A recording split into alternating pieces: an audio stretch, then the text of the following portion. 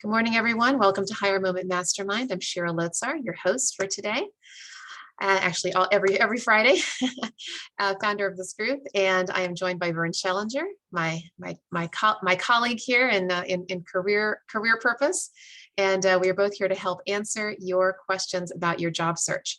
So you are welcome to pose any question that you like. We are here to help answer it, and of course, colleagues here as well are sometimes have good advice as well. So we have the wisdom of the collective, as they say. So let's go ahead and just open it up. Who would like to start out with a question about your job search? Robert, nice to meet you. I know I see you're new to this group. Yes. Welcome. Yes, I am. Thank you. Welcome. All right. So who'd like to start out with a question?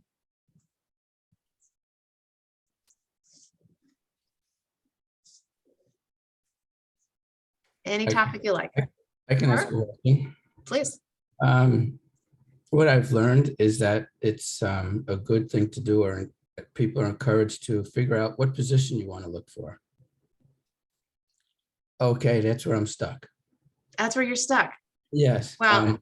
I just retired from 33 years in education, and I don't want to be in a public school. I don't want to be a teacher. I don't want to do the things I did there. And I'm having a very difficult time trying to match me with what's available out in the so-called real world, because I'm not so familiar with it. And what is your background? Can you describe your background again a little bit more? Sure. A teacher, general ed teacher, special ed teacher. I was a project manager with the information technology department for our school district. And then I was a technology instructor for staff. Got it. Okay. So high school? Primarily elementary, a Elementary. little bit of middle school, but primarily elementary. So this is obviously a much bigger question than we could probably handle here on this call, right? Okay. Probably. Yeah. And you're certainly not alone in terms of educators wanting to transition into other professions. One thing I can tell you, well, it really depends, but since you mentioned technology, that actually could be an area for you to explore. There's obviously a lot of opportunities in the tech world right now, not to mention ed tech. You're familiar with that world? Yes, very familiar with ed yeah tech. so you could be in an ideal position to contribute to that world, because they're obviously trying to sell to people like you, right? In fact, you may want to strongly consider the vendors that you've worked with in the past to see if those are people, right, who could find you beneficial to their organization. So that's right off the bat a really easy thing to do. When you're making a career change, you want to always think about not just, of course, benefit to you, obviously, but benefits to the organization. Who's going to find you attractive? Who's going to find your skills valuable? And so oftentimes, if you look at, kind of the I'll call it the first cousin, right, to what you're doing, that could be helpful. In fact, Kimberly Tucker is about to join us. I just admit, and Kimberly is a trainer. So she's actually in that world. The two of you may want to network. When she comes on the line, I'll mention, what you just told me. But be thinking about, how can you sort of lily pad, right? It's like, you're not going to go work for NASA, right? You're not going to go work for a hospital. You're not going to work, you want to do something that is related. Preferably. I mean, you could change careers completely, obviously, but the easiest thing to do is, of course, look for something that is germane. Mm-hmm. And in your case, ed tech is probably a good way to go if that's something that you're interested in. Okay. All right. Yes. Thank you. You're welcome. Robert, the other thing I would say is, I mean, this is a journey of exploration. And you said you can't figure out, exactly what you want to do. Have you shared this with people who are close to you, who know you well, who know your skills, who know your competencies, who know how you operate as an individual, as a teammate? Not particularly, no. Okay. Well, again, you have nothing to lose by asking people close to you in your network. I've left education, the same thing you just said here. I don't want to be an educator. I'm trying to think of, my next career. What advice, what suggestions would you have for me? Any ideas? And they may say, I don't have any, but if you ask 10 people, 2 or 3 might, there might be just something there that your network can some idea will get sparked through those conversations, And- or and- something to explore. And in particular, people in your network within education, asking people, where did they move? What was their transition? Where did they go? Yeah. Because they might have either ideas and or contacts for you to explore. Yeah. Okay, thank you. Sure. And Kimberly, as you were joining, I was going to mention to you that Robert is new to our group and he's coming out of education. I was just mentioning ed tech, and I know that you're a trainer, and I know, you're not exactly in the same world, and yet you're both in sort of this training education space. So the two of you may want to connect just to see, if there's any synergies to explore. Okay, sounds good. So maybe send each other a chat, with your. I'll put something in the chat. Okay, great. Good. All right, other questions?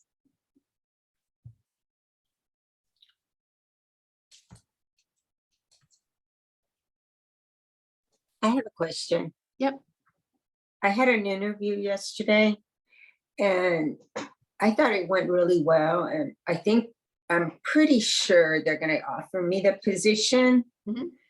But my whole body is saying, I don't know if I want to do that. Mm. So it's like, I don't like the hours. I know it sounds like I'm being, picky, but I'm like 65 years old. And again, it kind of goes back to Robert's issue. I don't know if I want to get up.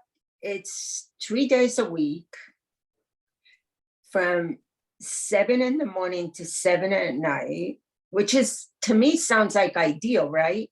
But part of me is saying, if you have a part of you, this is my question. I always was taught that in my older age, you have to be like 100% certain.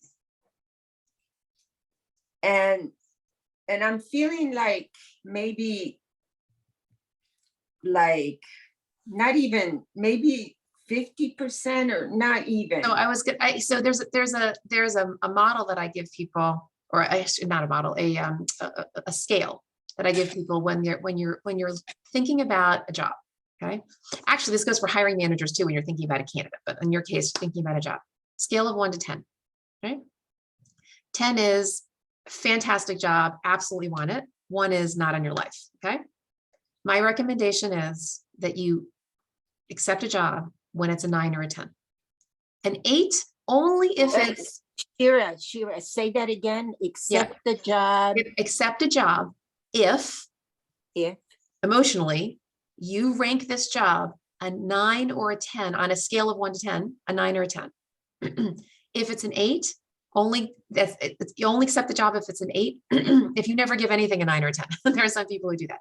If it's anything below an 8, if it's a 7 or below, typically you're having enough hesitation where that's going to show up later in the job. Now, I understand that people need work. I get it. And sometimes we take jobs just because we got to put food on the table. And that is something that you're going to have to balance, Mary, is your need for, survival, right? Like putting food on the table versus career fulfillment. Okay. And that's a personal choice. That's nothing we can advise you on, right? That's internal. Pray about that, right? Seek the Lord on that. Which is it? Because if you're feeling enough of a hesitation, it might be the Lord is steering you in a different direction, and there might be something else that's appropriate for you. Or maybe it's just something you have to overcome. Maybe you've just gotten, I don't know what it is, like for example, in the pandemic, the last couple of years, we've all gotten really used to being at home. Okay. A lot of us don't want to commute anymore. I used to live in Alexandria, and I used to go to Tyson's multiple times a week. No problem. Sit on the Beltway, do the thing, 45 minutes, whatever. All right. I moved just south of Reston. Tyson's is closer. And I'm like, I don't want to go to Tyson's. I was like, oh, I got to commute. So sometimes it can be a mindset of just changing the way that we think about our life, especially now over the last couple of years. I'm not saying that is your situation, but it's possible that it is. Or something like that, right? So just think, is it something you just have to get back in the gear? Like that law of inertia, things that are in motion stay in motion, but of course, things that are not in motion don't want to start moving.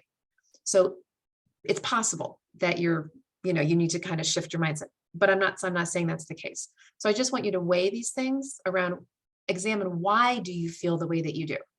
For everybody on this call. When you're evaluating an opportunity and you have a hesitation, why? Is it overcomable? Is it not?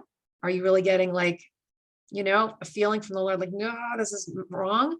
Or is it something like, no, you just got to buck up and do the thing. Everybody's got a different situation. And I just want you to just, but evaluate it, right? First look in the 1 to 10, and then look at why you're feeling the way that you're feeling. Okay. Thank you so much You're for welcome. that. You're Because it did give me a boost. You know, I mean, you can tell from last week to this week, I already look a little more confident, at least on camera, you know. Right. It did give me a boost. Yes. However, you know, yeah. So thank you so much for that. I'm going to do the evaluation this weekend. Yeah, good. I'm glad. Ever, anything you want to share?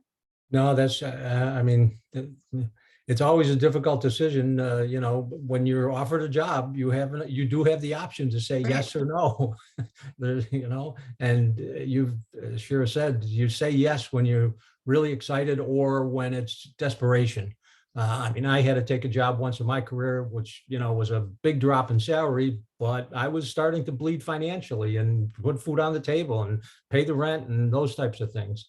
It actually turned out to be a great job, but I didn't know that at the time. I went into it saying, "Oh God, this is such a," you know, I went into that job with less than 100% attitude. It was just a job at that point. It turned out to be a great job, but you never know that. None of us have crystal balls, so do your best.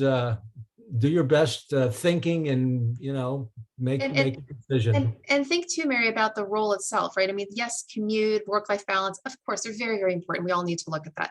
But look at the opportunity. I'm not saying you should get into it right now, but just be thinking about it. Is this the right job, right organization, supervisor, the culture, all the other things that you're looking for? I'm going to weigh it, right? Is it worth, is the commute, for example, or not the commute, the hours, does that counterbalance all the good things that you're feeling as to why you may want the job otherwise? Just pro con and weigh it, right? See where the scales tip, and again, pray about this to see where do you feel the Lord is leading you. Okay. So other questions?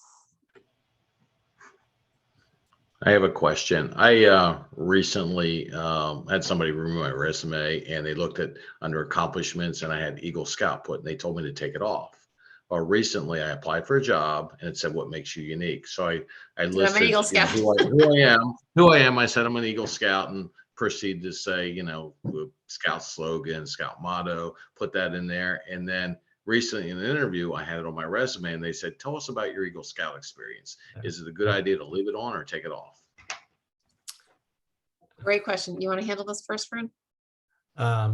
Again, so this is the thing about resumes. If you give that resume to 10 people, 5 people will tell you to take it off, and 5 people will tell you you'll to take put it on. That's right. So, and there's no right answer. My personal opinion is I would leave it on. I mean, there's things that you know, that being an Eagle Scout's a pretty big achievement at, you know, 14, 15, 16 years old. It shows dedication. It shows commitment at that age. So, you know, the other one that some people leave off because it was, you know, further back in their career is anything with the military. And I tell people with military backgrounds that absolutely, you know, get your military experience in there. I mean, that's such a tremendous experience and discipline, leadership, teamwork. You know, you want somebody to know that's in your background. So that's my 2 cents. But I'd agree. I'd agree. Yeah. I think it's a positive. Yeah. You know. Yeah. I would. So, Thank you. Yeah. So Kimberly has some news to share. Is it what we think it is? That should Get tell the job. you. Yeah, I accepted a position this past week. Yay. So, Thank you, Lord. thank you. And what you were saying to Mary about, you know, the job, does it excite you, or does something? This excites me. So Wonderful. I'm really looking forward to it. So it's a manager of talent development for Gate Gourmet. And I will be responsible for the Eastern region. So really looking forward to it. But the only downside I kind of have about it, I'm not starting until April 1st. So I'm like, so Yeah, it's all right. done. So I've gotten through most of the paperwork. You guys know how that is, and I forgot about how that is. So got through all the background and references and all that good stuff. But it was the first interview I had. We talk about the purple unicorn or the unicorn. The hiring manager actually called me a unicorn. So I was like, cha-ching. And for those of you who don't know what that is, when you have a job description, it just has all this stuff. And it's almost like, are you really going to find somebody with all that stuff? Right. The impossible to find person. Yeah. Right. So the impossible, so the unicorn. That's So right. when he said that, I was like, Yep. Well, that's what you That's want to exactly, hear. that's what employers are looking for. And you were Yeah. it. yeah. You were So, it. and the other thing I would say, definitely have your patience in your back pocket so that you could pull it out and utilize it, because this was a position I applied for in December. Yeah. Radio silence, heard nothing, and then all of a sudden, and even reached out to network. Eric, we will get to you. Thanks so much.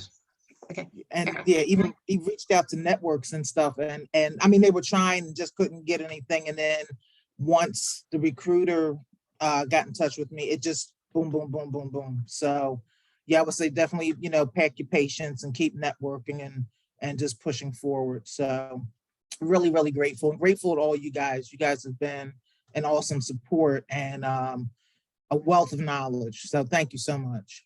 Oh, you're welcome, Kimberly. We're so excited for you. So Yeah. the big takeaway is the patience. And I know you've mentioned that in the past with this Yes. job, right? That you hadn't heard, and all of a sudden you heard. Right. This happens all Oh. the time. And all this the is the time. one where I walked into the actual office and physically dropped off my cover letter and resume. And I remember I told you guys were like, oh, wow. Right. Here's what's funny. The recruiter knew nothing about that. Yeah. When I told her, she was like, that's great. She's like, I didn't know about that. Which- Well, Which again goes back to, all of the things, the one point that you made, Kimberly, about once the recruiter got involved, it went like this. Well, that recruiter probably had 5 other jobs that she had to get done or he had to get done before he could really get to this one. So, that's why you applied in December and it didn't happen till later. And that's just the way it goes. yeah, and the recruiter was very honest what happened, because she told me what happened. They took on some new business. So she had to focus on that. Yeah. And then when she came back to me, and thank goodness she looked back in resumes, instead of just looking at resumes that recently came in, she looked at ones that had come in, previously. And so when she called me, she was like, well, she, reached out to me via email, asked, was I still available? And then when we talked, she's like, I was so glad you're still available. And then she said, that didn't come out right. I said, I know what you meant. It's fine. So yeah, you just never know what's going on. Never know. On their end. So That's exactly right. The pack the patience thing is absolutely critical, because it is urgent for you, but it is not necessarily urgent for them. They got a million other things going on. right. Good. Congratulations, Kimberly. Well, hopefully you'll Thank you. pop in once in a while, say hello to us. We'd love to see you again. Definitely. I mean- I'm not going to ghost you guys. Okay.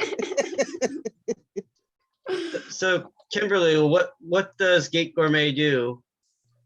So if you have flown anywhere and that little catering truck that comes up, so you have some Oh, soda and all that good stuff, they're the global leader for catering for the airlines. Kimberly, have you met my friend Keaton Hopkins? He attended Kevin Conaby's interview group twice. Have you met him? The name doesn't sound familiar. Okay, so I guess he wasn't there when you were there. Anyways, he's a professional chef. I think you should connect with him. He's a great Oh, networker. wow. Okay. Yeah. Thank Let me put his. I'll find his LinkedIn and put it in the chat for you. Okay. Let me see. Thanks. Take a little while. Eric, was there something else that you wanted to ask? You raised your hand? Or No, that was it. I wanted to ask her about that. Okay, gotcha. All right, so. So Didn't want to take Kimberly- away from her moment. Oh, so. So Kimberly, did you apply online and you walked in with your resume and cover letter before you applied, or how did that work? So no, I applied and just radio silence. And there's a group on Thursday mornings through CNN called Coffee with Bob and Friends. It's a networking group. And one of the things he was talking about was doing something bold. So I had applied, and it was one of those situations where when I saw the resume, I was the job description, I'm like, this is me. And after not hearing anything, then I walked in and dropped off my cover letter and my resume. Now, also, mind you, I had connected with 2 recruiters. Yeah, in between the time that I applied, I connected with one recruiter. I walked in with the cover letter and resume, and then I connected with another recruiter both of them from the same company, but neither one of them recruited for this position. So yeah, that's the order that went in. Okay, thanks. Sonia. Hi, I have a question that had me a little puzzled. I kind of talked about it at one of my other HR networks, but I want to put it to this one. A few weeks ago, Washington Post had a article that said five questions to ask in your next interview. The one that puzzles me, it says, ask this question: how does training and onboarding work? Is there a formal process? Is that something that you would ask at the beginning of your interviews? That just seemed a little No. off to me. No. I mean, I don't know what the article said, but you're right. There's a timing of these kinds. That particular one, I would not ask that quickly. In fact, I wouldn't ask that until toward the end, frankly. That's a question that happens as you're, in fact, I'd even say right before an offer. As you're That's right what I toward the thought. end. Sure. Yeah, no, I mean, your questions need to be strategic. In fact, it just made me think of this. So, and I've shared this before, but I'm going to pull it up again. So I have a bunch of training videos on my website. They're free. They're ones that I gave to job seeker groups. And there's one called Interviews That Land the Offer. And I want to bring this up to you for you guys right now. And the PowerPoint deck is on here as well. So if you go to purposefulhire.com, go to the job seeker tab, Shira speaks to job seekers. There are a bunch of videos here, right? These are just to job seeker groups. Well, this particular one, Interviews That Land the Offer, I happen to have the slide deck actually as a separate link. Okay. And right here, I'm going to pull this up real fast. I just showed this to somebody, I think it was yesterday or the day before. And I'm not going to go through the whole thing here. I'm not going to take you through the whole presentation, but I do want to pull up this about interviews. Okay, so part of your prep, right, is researching. And these are all kinds of questions, okay, that you want to think about. I mean, really, really deeply research. This is not just reviewing the website. It is looking at the industry. It's looking at the sector, the competitors, all of that stuff. But then, right, making sure that you're aligned well. And I'm going to get to questions in a second. Okay. And I'm going through this very quickly. Feel free to go and download this. But making sure that everything aligns, your industry with the industry, your accomplishment stories align. How can you overcome potential objections? All these things. I'm going to go through here. So, are you the best fit? Okay, so accomplishment stories that align with what you love to do and your ability to solve the urgent problems. I'm sorry, Shira, are you sharing slides right now? Because we can't see them. We're Oh not my seeing goodness, I'm anything. so sorry. Right. Thanks. Sorry. Thanks for sharing that. Okay, so I've got to go back here. Okay. So this is halfway through the presentation, all right? And I'm going to get to the questions in just a second, because that's really what your question was, Sonia. But making sure that everything about this interview, that you were aligning with the job. So you're not just sharing any accomplishment stories, your ability to successfully demonstrate your qualifications to perform each job function, industry, skills, experiences, all of this. Overcoming potential objections in your resume, job tenure, reason for leaving, career changes, that kind of thing. Your job here, right, when you're doing the initial screen, maximize the hiring manager's time. Here's what they're vetting you on. Basic job requirements, comp, location, culture fit, bing, bing, bing. They're sort of checking all kinds of boxes. The tell me about yourself is, why are you right for us? This is not just supposed to be a laundry list of your experiences. Oh, I was born in 1924 in a log cabin in Idaho. Like, right? You don't go back and just kind of take them through your whole resume. They want to know, why are you sitting in the seat? Why us? Why now? Why you? Right? Stump them with specific questions. Recruiters most of the time do not know all the deep answers, but this is my first point to you, Sonia, is when you're talking to a recruiter, you can have job specific questions. Even if they say, good question, you can ask the hiring manager about that. That's fine.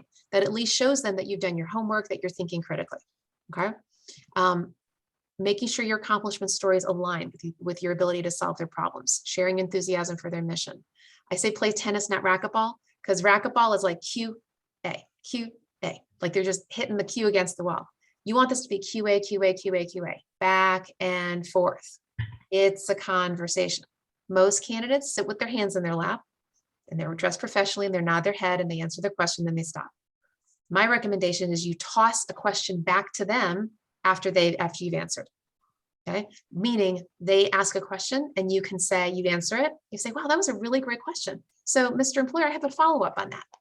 I'm curious about, you asked that question, well, why? Or, how does that connect to something else? Or I was doing, that really makes me think about the research that I did on your organization, or makes me think of an idea that I have for you. Like, and you toss a question back.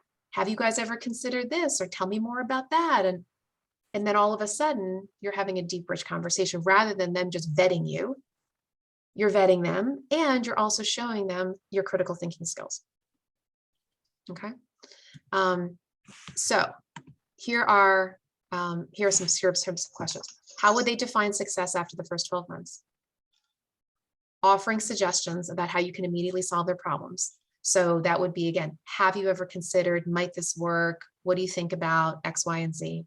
You could deliver a short presentation on your second or third level interview, maybe do a SWOT analysis, strengths, weaknesses, opportunities, and threats, kind of doing an overall strategy. It doesn't matter what level you are, you can do this, okay? What do they find most attractive about your candidacy, right? Where can you offer clarification? If they've got a hesitation, they might be thinking it, but not saying it. So what do they like about you? And then can I clarify anything where you might have a hesitation about my candidacy? Okay. I mentioned panel interviews, right? Researching each panelist on LinkedIn, referencing an element of their background during the discussion. How can you support their goals? You're trying to bond with these people, even on Zoom, calling people out and making sure that everybody is sort of connected, making eye contact, really, really connecting with them as future teammates. So again, I'm going through this very, very fast. The presentation, the video portion, of course, goes into more detail, but I just commend you to think about this. Okay. So anyway, I will stop sharing here because I don't want to get into a whole presentation, but I just wanted to throw out a couple little notes. Yes, Phyllis. You shared something that was really interesting. And I actually just heard about the idea last night from a friend. You said, consider sharing a slide presentation. Mm-hmm. The friend suggested, like for not my next interview, but for an interview that's advancing for a position that I want, to have this done ahead of time, but to write like a 90-day business plan for the position. So that you're thinking of, and you're not going to share it on day interview one, but to be thinking that way, and that can help feed your resume, but be prepared. Yes. Not just to say, well, what are you looking for what would you be looking for from the ideal candidate for the first 90 days? You can say, you know, I've been thinking a lot after all my research, like you said, Yes, how I might approach this in the Yes. first 90 days. yes. What do you think of that? Am I on the right track? And you- I yeah, understanding yes, your and. mission and Yeah, yes, and.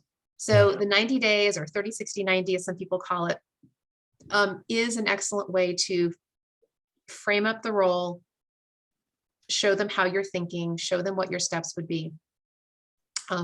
Absolutely, you can codify that, right? Sort of like have it on a deck or have it in an outline or whatever, and you can present that to them. You wouldn't present it right away, right? You want to get at least second level, if not third level interview after you learn more about the opportunity. The one thing that I would caution people on when you're doing a 30, 60, 90, well, a couple of things. Number one, that can be a fairly detailed kind of an outline. And there's only so much you're going to know about the role. So just be careful about that. You don't want to make too many presumptions. Okay. Number one. Number two, most people understandably will start out that kind of documents doing with something that some people call a listening tour, meaning I'm going to talk to all these stakeholders. Now, on the one hand, that's great. I mean, it's fantastic. The thing is that everybody does that. So if you're going to do this, you want to distinguish yourself in how you're writing it. You don't want to just say, oh, I'm going to talk to all these people. Be very specific. I'm going to talk to these stakeholders and here's why, and here are some of the questions that I'm going to be asking them for that way. Don't just gloss over with kind of generic concepts. Be specific, right? So based on my research, it sounds like here are the key stakeholders. Here are some of the challenges. Here's some of my questions. Here's what I'm listening for. That's rich. That's rich, not just kind of a high level, right? But then again, you could also do an actual presentation to them where you proffer an idea humbly, where you proffer an idea about how to onboard yourself or what you might do, in the first year based on something that they said was an objective. And then just flesh it out and say, well, just here's a programmatic idea for you. Just wanted to toss this into the mix just to see what you think. You flesh it out. But if you're going to do that, you got to ask for permission to do it. So before going into the second or the third level, say, look, I've come up with a 10, 15 minute presentation. Would that be okay for me to share? Can we make time in the interview for that? And then have a discussion. Most employers are not expecting you to do it. So you got to ask, right? For time. You can't just kind of spring it on them. They got to make time. Great feedback. Thank you. And the one add to that is again, as Shira said, one of her questions is, what does success look like in the first 12 months? Drill down on that, whatever they say, drill down. The more information you can get from them in terms of what does success look like, because sometimes when you ask that question, the interviewer is not prepared for it, or they haven't really thought about it in enough detail. And so really drill down on that, because they can say, here's what success looks like. And you might want to have a follow-up question that says, well, how will that be measured? Can you measure that based on whatever they said? So just try to get as specific as possible, because that'll help inform, if you do the presentation, it'll help inform the presentation. Great. Hopefully that was helpful. All right. So actually, Patrick, you had a question, and I guess you just lowered your hand. Or do you still have a question? Yeah. Can you hear me? Yep. Okay. Yeah. I guess two questions. One is I was looking at your website where the videos were, and I wasn't sure how to get down to the videos from the main front page of it. Oh, is it under job seekers? Yeah. Absolutely. Yeah. So let me show it again.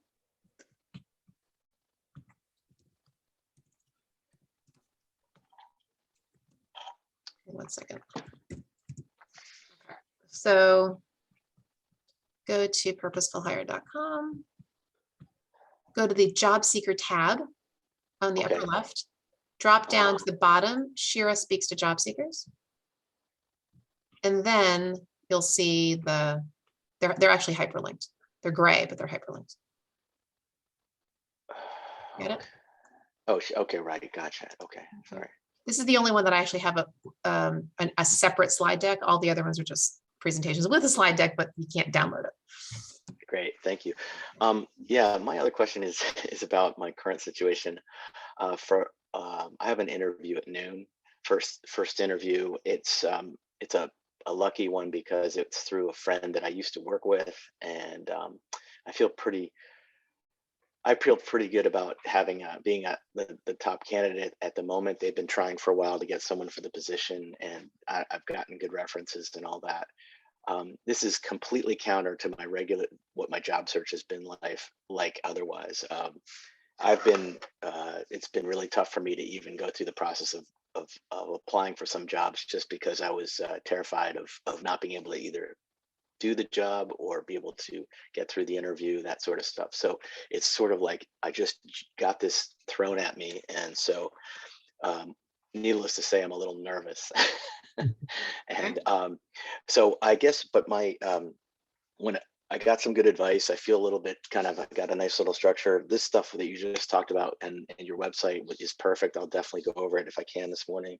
Yeah. But I specifically, I am expected to talk about salary requirements, and I'm told that by my friends who are principals at this firm. It's a bigger company with an office that it bought. So it's a small office that I would be like an office manager at, but it's part of a big company. And so the hiring person that is going to be my direct supervisor, it's not his business. It's the corporate, and he's a numbers guy. So I think in a sense, my question is, I've never had to negotiate salary before. Right. And my friends tell me that I'm in a very good position because they need help, and I've gotten good recommendations and had a good pre-interview and all that. So they said, here's a figure that we think you can start asking with, and you can theoretically, I could ask for 3 weeks vacation, and then you could even ask for a signing bonus. And I'm like about to pass out when I start thinking about talking about this stuff, because I just haven't done it ever. So Okay, got it. and it came up so quick. Yeah, So this is good timing, but anyway, sorry for the long intro there. No, that's fine. This is actually, I haven't done a salary negotiation speech here in a while. So this is actually a good prompter time for that. But before I do get into the speech, because there is one, so can I ask why you're nervous about it? I think it just stems from previous. It just comes right down because I don't know. Well, practically, it's I don't know. I'm afraid I'll overstep, and I won't even have a chance at the job if I get all put on false bravado and say I want 5,000 more than I think that they should, as a starting point.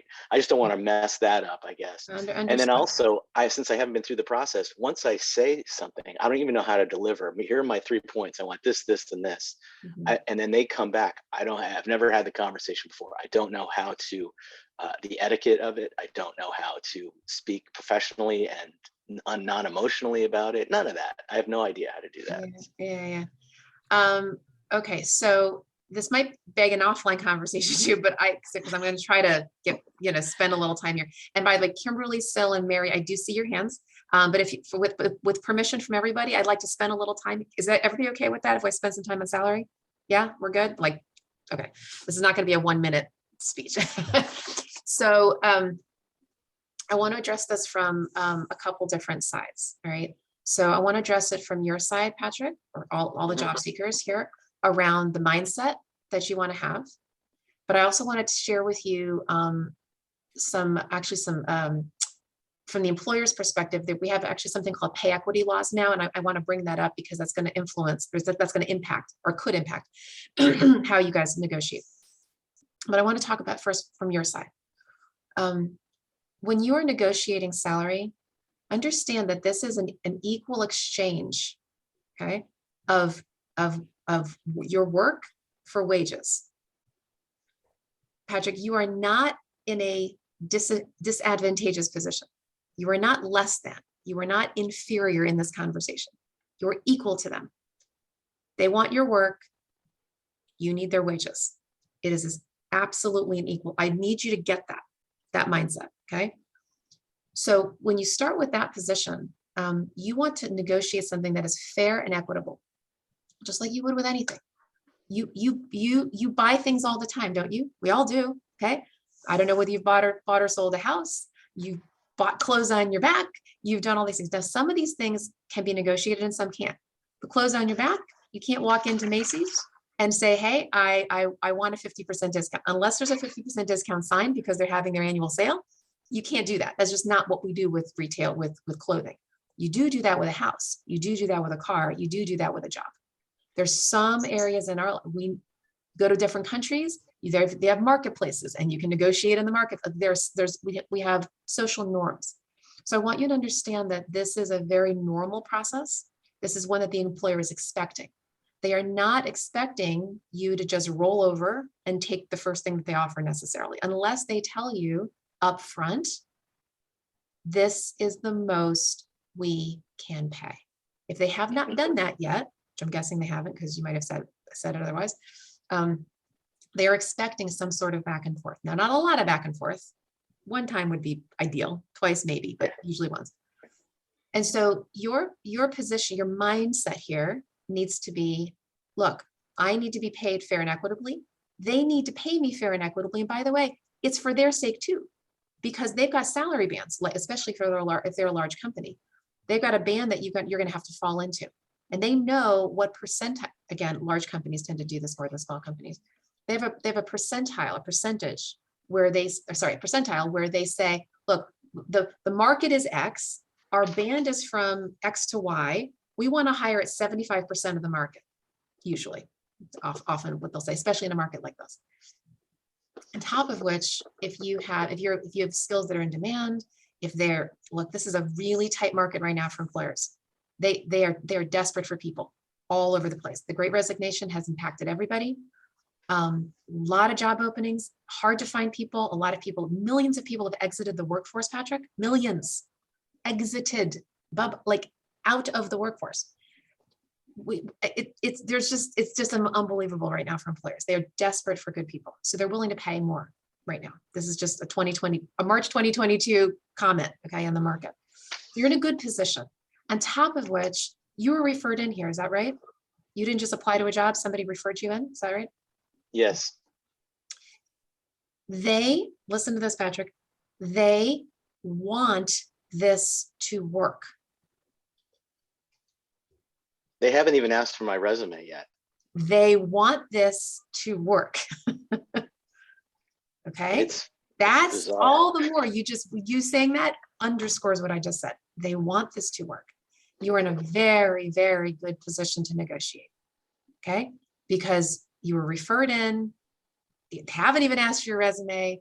They want this to work. Okay. So for you personally, I want you to have that extra confidence going into this. Now, in terms of how to handle it all, you need to start somewhere. Okay. Now, I know you're not telling me the job, you're not telling me money, and I think this is a very generic conversation. That's fine. You don't have to say all that. That said, you need to have some idea as to what is market for this role. You can go to salary.com, you can go to Glassdoor, ask colleagues, maybe the person who referred you in. You have to know what you're starting with, because like, forget mindset, you just have to know a number. Okay. And notice I said a number though, not a range. Here's what I mean by that.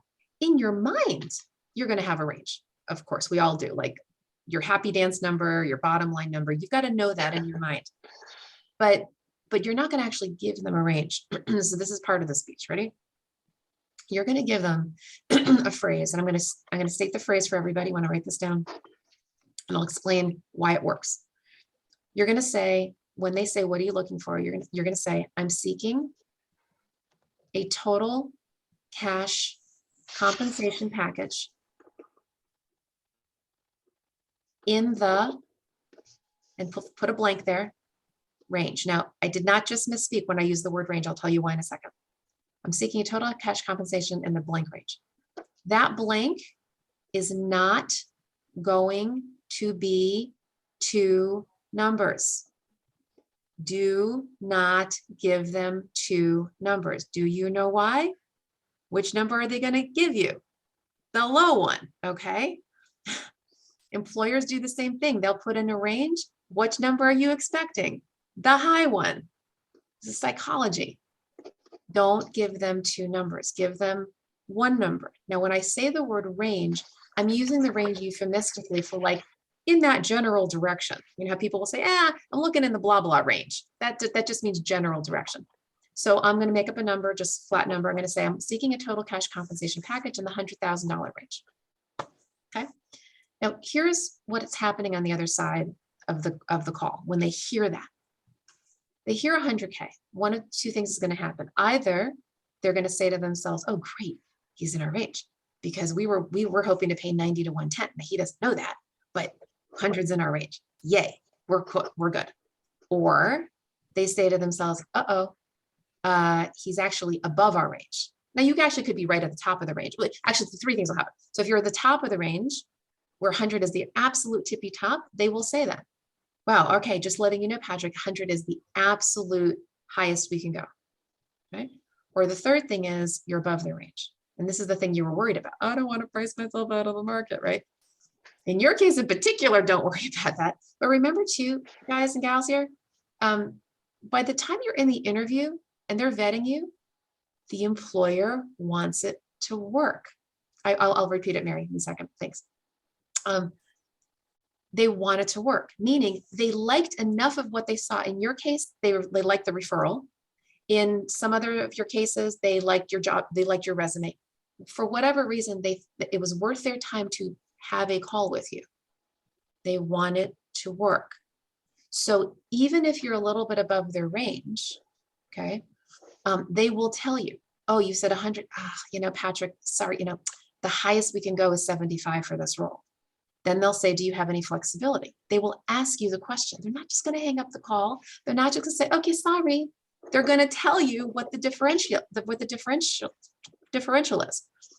And then you have an opportunity then you can go back. If that 75 actually is okay for you, and it may or may not be, but if it is, then you go back to the phrase. Well, as I mentioned, I'm seeking a total cash compensation package. Total cash comp refers to the benefits, including cash comp, like a 401k contribution, that kind of thing. So then you can say to the employer, well, look, since 75 is your most, can we discuss the benefits? Can we look at the whole package to see if in the total compensation, I'm getting to that 100,000? Because psychologically, again, if they hear 100, they're not going to think total comp. They're typically going to think, oh, that's the salary he wants. And if the salary fits, you're fine. But if your salary doesn't fit, that's when you can double back and use the total comp as your negotiating tool. So far, does that make sense? Question. So if I were to use that sentence, if I'm seeking a total cash compensation package I'm just throwing out there because it was your example, 100 range. Are you're saying that they are going to think of that as including benefits or not including benefits? They won't. When you first say it, they won't. When you first say it, they're going to be thinking, they're just going to hear the number 100. And they're going to say to themselves, does 100 fit into our range? That's what they're going to hear. They're like, as salary. The salary. They're going to hear a number. If that number does not fit in their range, they'll tell you, then you go back and you say, well, actually, total cash comp is what I'm looking for. Can we now talk about benefits? All right. So the sentence, if I use I should say typically they're not going to hear total cash comp, but that's okay. Because the fact is what I didn't say here is this is really a really important point. That 100,000 number, okay, or whatever you fill in, that needs to be your happy dance number. That's not your bottom line. That's such an important point I missed. Hugely important, Patrick. Okay. Put in your highest, not unrealistic. Don't put in 250 if you're only worth 100, obviously. Okay. Put in a high-end number that makes sense for the market, for your skills, for however you're going to figure that out. High-end. So that therefore, if they go lower, you're okay. Always negotiate high and then you can go low. You cannot negotiate back up. That is near impossible. Start high and you can go. Okay, just to clarify, when I'm saying that, to myself, I'm thinking that's for myself. I'm thinking that's the salary or the total cash package that I'm looking for. When For yourself, you're thinking the salary, but you're Salary, framing okay. it in total cash comp. Okay. So that if they can't do that much, you can double back on that phrase and say, look, I'm happy, because the reality is you are looking for total cash comp. Because if you're giving the happy dance number way up here, that means you Right. actually are okay with here, which means that Right. total cash comp will hopefully get you to here. So it's true, Yeah. you are looking for total cash comp. It's just Right. that you want to put that number in there so that you can negotiate psychologically, you can negotiate as high as possible. Okay. And the total cash comp would include salary, vacation, any bonus, and I have no idea what else. Yeah, so it's medical benefits first and foremost, and there is Okay. this what they call a cost share. So they're going to pay a certain part of the premium. You're going to pay a certain part of the premium. There's the 401k plan, whether they contribute or not, or do they match your 401k? Do they offer tuition reimbursement? You may or may not be commuting in the office. Do they offer travel reimbursement, parking expenses, blah, blah, blah, all of it. So vacation does, that's not cash comp, but it is part of the benefits that you can negotiate. And so Okay. use that phrase, and then see what they say. Use which phrase? I'm sorry. I'm seeking a total cash comp package in the blah range. Gotcha. Okay. Right. Gotcha. And then when they come back to you, because they're not going to necessarily offer it on the spot, right? They're going to come back with something. Then you can say, thank you so much for the offer, depending on what that number is. Now, look, if they give you the number that you're asking for, you don't go beyond that. I mean, they gave you what you wanted, but you're not gonna say, well, now I actually want 110. That's a little silly. So that's part of why you need to go high in your mind. You got to have to start with a high number. But if they come in lower, then you can say, what can we do to get me closer to my target? Okay. So I would need to be prepared to understand and be able to economically value vacation, all of those items. I'd be able to know what that equals in compensation dollars, in a sense, have some idea. Sort of. Yeah, you don't have to get too fine-tuned about it. Really, Okay. you don't, but sort of. I will tell you this. Most benefits packages are about 30 to 40% of salary. Okay. Their value is usually 30 to 40% of Total salary. Okay. Gotcha. Cheryl, let me interrupt just for a minute, because Patrick, if I understood you correctly, this is your very first interview with this company. It's just based on this referral. And, right. And are you 100% certain that salary is going to come up in this very first interview? I am, because the guy texted me and he said, we can discuss your salary requirements on Friday. So. Oh, okay. All right. Yeah. All right. And even so, even if you didn't know, it's still good to have it in your back pocket. Yeah, it's still good to be prepared. Yeah. Yeah. Certainly. I had one question that was, why wouldn't someone in his position, I think I know the answer, but why wouldn't someone in his position just say, I'm sorry, our max is this, when it really isn't? And so he would kind of cut off the amateur job seeker at that, to not push further. Wait, I'm sorry. I don't think I understand the question. Say it again. So if I said my number and then he deliberately says, well, I'm sorry, our max is this, when his actual max is He wouldn't higher. do that. He wouldn't do that. No, because again, he wants us to work. Okay. I shouldn't say it's unlikely that he will do that. Okay. It's possible, but if they did that and you knew that would probably be a place you wouldn't want to work. Right. Yeah.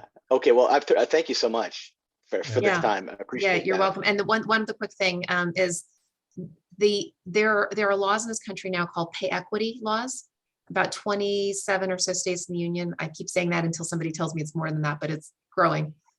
Where there are certain states that say an employer can no longer ask candidates what their salary history was. Okay. And that is to protect people from marginalized backgrounds. But it started with women, but certainly with people of all kinds of marginalized backgrounds, where people who have been marginalized tend to, make less, okay, than people who are not marginalized. And so when you ask somebody's salary history, you're saying, how low were you really? And then the candidate, then the employer will typically pay right about that. So it keeps everybody down. When you don't ask about salary history, now you're paying for the role, not for what the person had been making. And even states that are not protected by this are still, some people are still using this as a best practice. But there's another best practice. Is that in place in DC metro area? Maryland, yes. Virginia, I don't think yet. DC, yes, I believe. But even so, look, people like me who know better, we just do it. I don't care if there's a law, I just don't ask, so there are a lot of people just are adopting that anyway as a best practice, especially with diversity, equity, and inclusion, diversity, equity, inclusion lens. It's just best practice. Anyway, the better practice on top of that is actually to not ask the candidate, what are you looking for? Because typically historically marginalized individuals will give a low number. Okay, they'll base it based on that old number which was inequitable. And so the best practice is for the employer to actually present, this is the salary that we are offering, or this is either a range, again, or one number. Say target is this. So for me as a recruiter, because I'm a recruiter and a career coach, just so you know, as a recruiter, I am now asking all of my employers to allow me to put one number on the posting. Target compensation is X. So everybody knows, we're all clear. Sure, they can come back, the candidate can come back and say, oh, can I negotiate a little bit? And it might be that we do have a little bit of room, but we're not going to pay less than X. So it's fair and equitable. And if it is the actual tip top, because we're trying to be very competitive, we can say, compensation is X, maximum budget allowed, or something like that, or, or up to X. That's best practice. But if they haven't done that, which is fine, then now you're armed for the other. Okay. And before we get into Kea, Mary, I know you wanted me to reframe it, but now that I've talked more, are you satisfied, and do you understand the concept? Yeah, I am. I just wanted to ask you about the verbiage. I'm not used to using, I'm seeking a total cash compensation package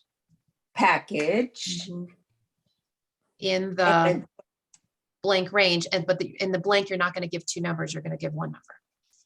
okay, in the range of one And number. I say range, when I say range, I don't mean two numbers range. I mean like Right. euphemism in that general direction.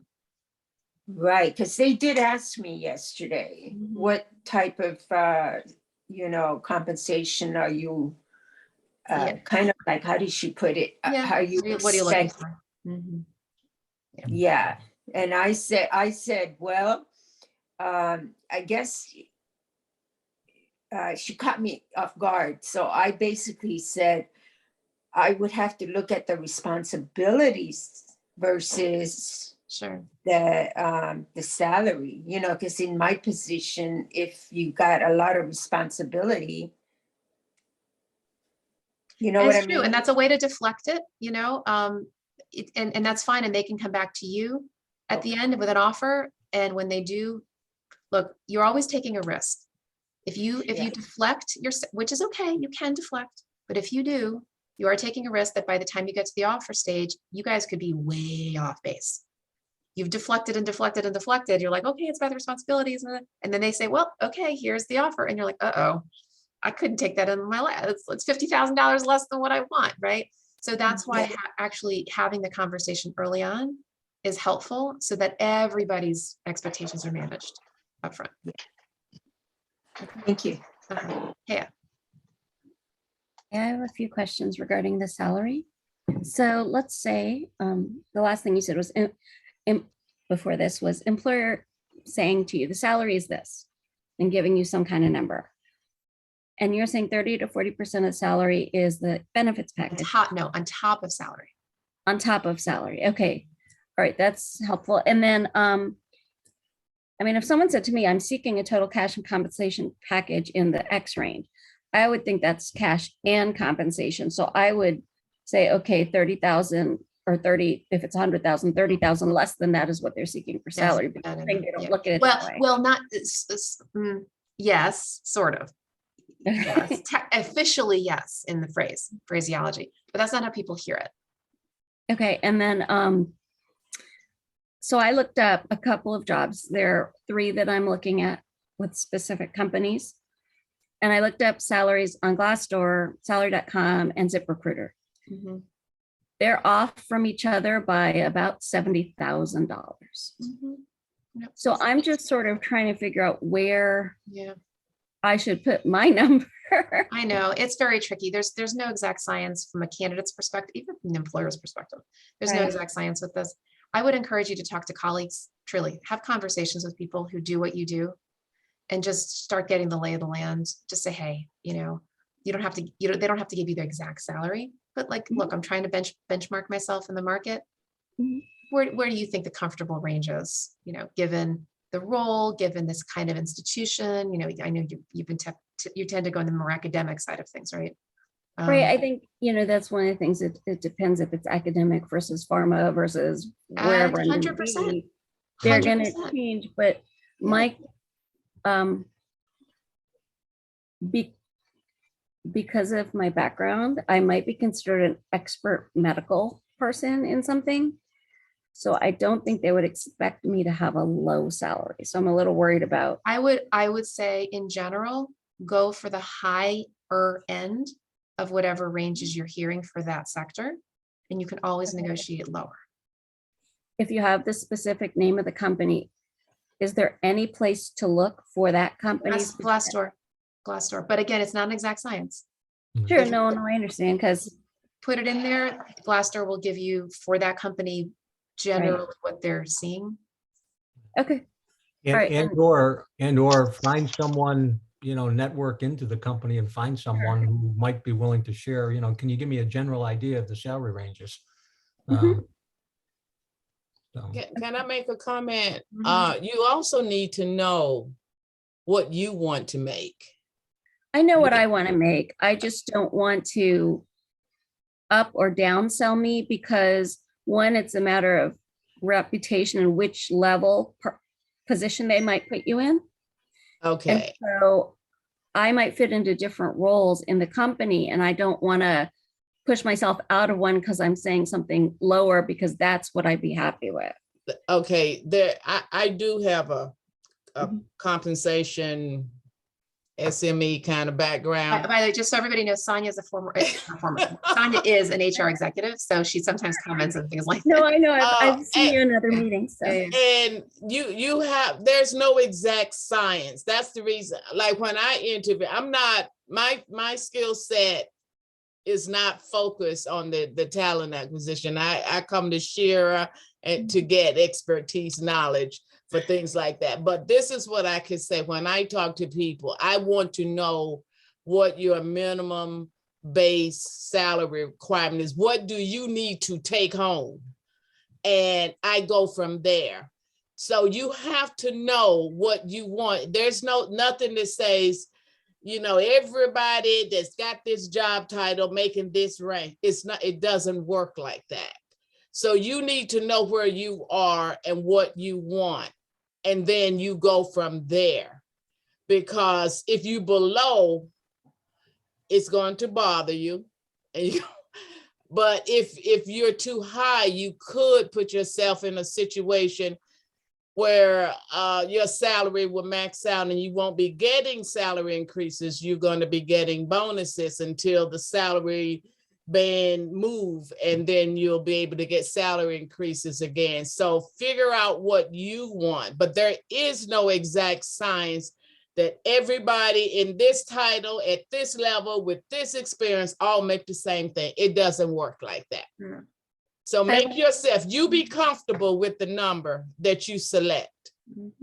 I've also seen, though, that if you have a job where it's by piece, that the higher your salary, the more of your hours in the day are taken up, like if it's a writer job or if it's a presentation job.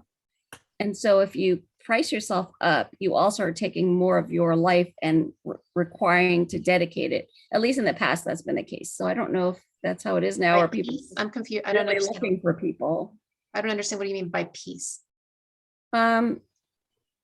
Like say when I worked and did presentations, like scientific presentations, if I was going to work and do a typical 35, 40 hour, something like that, where I'm in the office like that, I would earn a certain salary. But if I asked for a higher salary, they would expect me to be kind of on call, being able to do extra work, put in a lot more. That's based on the company, and because your status, exempt, non-exempt, Mhm. will be the determining factor of you know, where you're going to be. The amount of hours you work per day does not come into play No. when you're All right. exempt. Your All right, so- salary don't go up or down because you're exempt. Right. You, whatever the range is, that's where it is.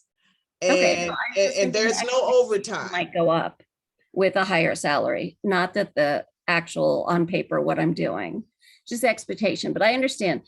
And I thought exempt, non-exempt, is that outside of federal government also?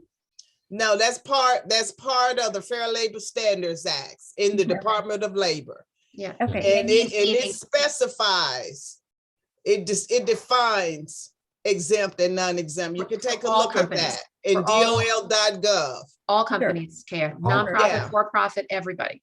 Yeah, But you're gonna be considered an exempt employee. Non-exempt employees are typically usually have administrative roles, that Yeah. kind of thing.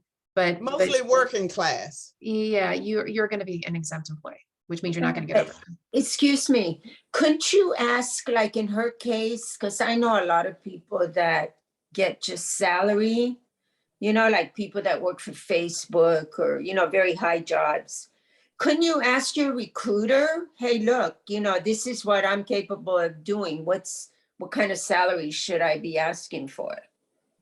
The recruiter the person who vetted you. Well, any recruiter, really, anyone that, you know, you seek out. I mean, that's Well, there's a looking difference. for those. There's a difference between the recruiter who's recruiting you versus somebody who's not recruiting you. So somebody Well- who's not recruiting you, maybe somebody like me, right, who happens to be a recruiter. Yeah, that's actually why we Yeah. do these calls, right? Yeah. Like, but yeah, so regular recruiters who are not recruiting, absolutely go after recruiters, HR people. Sure, for sure, go and ask them. Yeah. Like Yeah. ask you, set up an appointment with you and say, okay, these Yes. are my skills. This Right. is my resume. This is what I'm capable of doing. And that Blah, presumes blah, by the blah, way, blah, Mary, blah. And then this is what I should expect to be That getting, correct? presumes that recruiter or HR person understands that sector, understands that Right, profession. right. So for Of example, for course. me, I know the association world very, very well. If somebody says to me, what does a director of membership make? I have a calculation in my head, depending on the size of the organization. I'm like, I can tell you, but I cannot tell you what a director of R&D makes for, I don't know, Kellogg or something. I have no clue. Like that is so outside my area. So Kaya, to Mary's point, if you know any HR people or recruiters in the sectors, right. or if you can ask people, maybe you don't know, but maybe you can ask people who can refer you, or where they can refer you to that kind of person. And if they're willing to talk to you, say, hey, you know, what's your best guess on my level for this kind of sector? Am I including, are these numbers after tax or before? Before tax. Yeah, because like in her case, see, in my case, I know how much to make that I need, you know. But in her case, the salary is probably the most important thing in her life. You know, we don't know that, okay? But for me, I know I only can make so much because the other part is Social Security, right? But, you know, because I'm already collecting Social Security, so I don't want to overmake. But for her, you know, I know a lot of people, like my adult kids, I have 4 of them, and they go to a job specifically because they're going to make this X amount of money. That's all I'm trying to say. So there's got to be somewhere out there where, you know, you're able to get like, okay, this is she, and this is how much she should be Well, Mary, that's the thing. compensated. That's the thing. It's not an exact science. There's so many variables out there. There is no one source for any of these Yeah, things. but isn't there like a bottom and a top? Not really. And not, I mean, technically, yes, but it's gonna Yeah. be a massive range if you look at the entire country. geography, the industry, the size of the organization, the role of the organization, the scope of the organization, that particular budget of the organization. I mean, there are a million variables. So Well, that's what I'm saying, Shira. You do your homework first. yes, you do. Yeah, yeah. Okay, you do your homework, and I'm sure I am certain that Kia has done a lot of research, Right. okay, in this sector. So once you've got all that, then, you know, I mean, there is, hey, you know, she should be getting paid this and not be undercut, right? So, sort of, and then I'm going to go to Kimberly's question, then we're going to wrap up. I think what's happening here is Kia, you probably have a general idea, right, of more or less where it is. You're looking, of course, for the highest number that's not going to price yourself out of the market for that sector. Okay, it's a subtle thing. It's a subtle little area that you're talking about right now. It's not a big range because you know the general range, I'm sure, but you're like in that little sweet spot. That's where you want to get industry expertise, the pharma, academic, whatever, HR people, your colleagues, and then just start to narrow it and get a little bit more refined, and then go with the top end of whatever it is you're kind of sensing. That's the nuance I think you're looking for. Is that right? Okay, but thank you, Mary. And remember, every company is different. Everybody don't have the same budget. That's right. So some people could go That's right. through That's the right. roof, and some people can barely get, That's right. you know, Exactly right. at the market level. So okay. Even for that industry, you could do all the research you want, and that company may not be able to do X. That's right. Right. That's right. But you do your best. Again, like I said earlier with Patrick, by the time you get to the interview, they want it to work.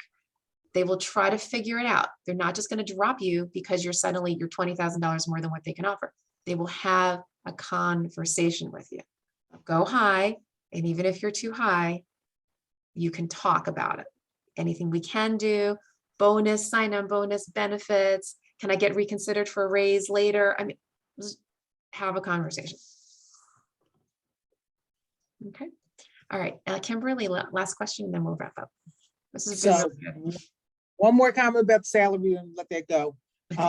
Kaya, check professional association.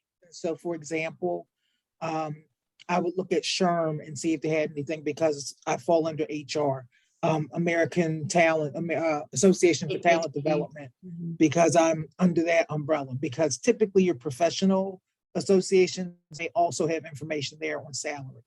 They can. So that's just another They place. absolutely. They may or may not, but that's another place to check. So my other point, just real quick, was Sonia, you were talking about the questions to ask. One of the questions I ask in every level of the interview is what is it that you like about your job?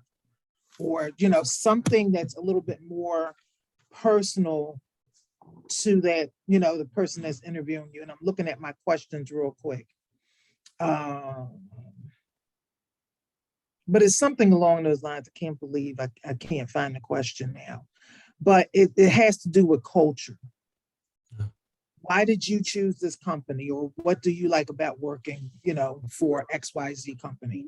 And when you ask that, whether it's at the screening, your second interview or third interview, you're going to hear something about their culture. Is there some consistency? Right. You know, so that helps you, because for me, that was huge, the culture of the company, because I came out of a company where the culture started becoming toxic. Right. And I know what I like to work, what kind of culture I like to work in. Yep. So I would say that's one of the questions. And sometimes they're surprised by that question, but you get honest information. Yep. You know, I've gotten responses of it's really a lot of fun. However, sometimes, you know, we have a lot of work to do and you really have to roll up your sleeves. I appreciate that, because I get a better idea of what I'm stepping into. So that's just one of the questions, you know, you may want to think about asking in your interview process. Yep. And back to salary. Asking it consistently is great, Kimberly. Yeah. And the other thing is, with the salary thing, do not devalue yourself. Right. You know, because with this offer, they offered me more than my top However, I'm still negotiating on something that's important to me, and that's vacation. So there's always something that you can negotiate. That's right. And it's good to do that. Not too much, right? But do some, just negotiate. Just some, right, Some. right. I don't need a, 2 months. Yeah. You don't want to go back. You don't want to go back and forth 3 times, right? No, They come, no. you right, and then you negotiate something. Yeah, Right. you should. You should negotiate something. Mhm. All right. So with that, this is a really, really robust conversation. And just to, I haven't shared this in a long time, but just so you're aware, these conversations that I record are on my website. I haven't told you guys that in a long time. Let me share with you where. All right. So again, purposefulhire.com. And in this case, go over to the right side, Hire Moment Mastermind. Okay, tap there, scroll down here. And here we go. I still have to put in last week's, but you see they're all the way back to when we started in August of 2020. If you can believe we've been doing this that long. Okay, so all the videos are here, and I'll get this one up pretty soon, which I'm sure you'll want to re-listen to because of this deep salary conversation. Okay, so with that, if anybody would like to stay on for the short prayer call at the end of this meeting, feel free to do so. Otherwise, for the rest of you, I look forward to seeing you next week. Have a blessed day. Bye-bye, everybody. Thank you.